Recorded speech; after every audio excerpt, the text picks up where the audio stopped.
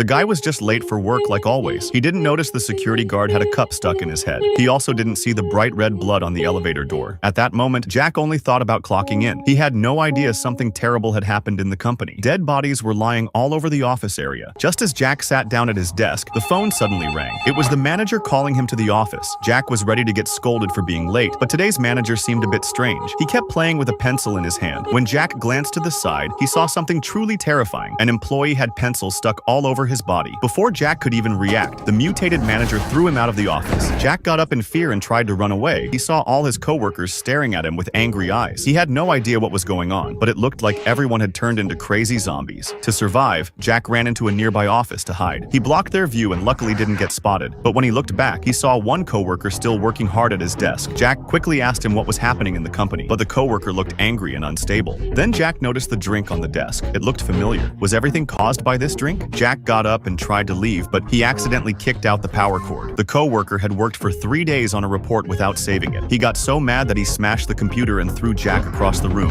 It was clear that this coworker had also turned into a zombie. Jack had no choice but to fight back, but he ended up killing the coworker by accident. After calming down, he quickly tried to call the police, but since phone signals were blocked during work hours, he called the communication room for help instead. As soon as the operator picked up, a crazy fat guy beside him killed him on the spot. Realizing the company was no longer safe, Jack pretended to be busy with work and quickly walked through the zombie-filled office. Luckily, the zombies were too busy fighting each other to notice him. But just as he reached the stairwell and was about to go home, he suddenly remembered his girlfriend was still working in the building. He went to his girlfriend's office. Just as he was about to take her and leave, he accidentally knocked over her drink. The next second, she got angry and threw Jack hard across the room. But after a moment, she didn't remember what had just happened. It was clear that she hadn't fully changed because she didn't finish the whole bottle. He quickly tied her to a trolley and planned to push her out of the building. But just as Jack reached the next floor, a group of crazy zombies rushed at him. He was so scared that he ran into a room to hide. Inside, he found a coworker who hadn't changed. After making sure they were both still human, they decided to escape the building together. They reached the elevator, but it suddenly crashed down.